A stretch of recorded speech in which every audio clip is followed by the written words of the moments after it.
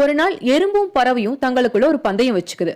யார் முதல்ல போய் அந்த மலை உச்சிய தொடறது அப்படிங்கிறது தான் அந்த பந்தயம். பறவை எறும்ப பார்த்து ஏளனமா சிரிச்சுட்டு மலையை நோக்கி பறக்குது.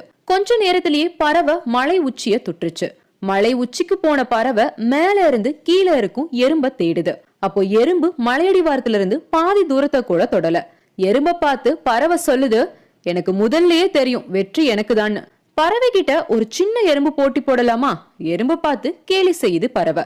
கொஞ்ச நாட்கள் கழிச்சு எறும்போட விடாமுயற்சியால ஒரு நாள் எறும்பு அந்த மலையோட உச்சிக்கு போய் அடையுது.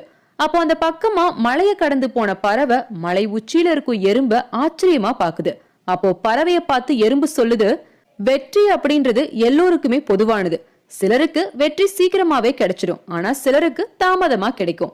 விடாமுயற்சியும் தன்னம்பிக்கையும் இருந்தாலே போதும், வெற்றி ஒரு நாள் எல்லோருக்குமே நிச்சயம்னு சொல்லிச்சான். எறும்பு சொல்றதும் சரிதானே?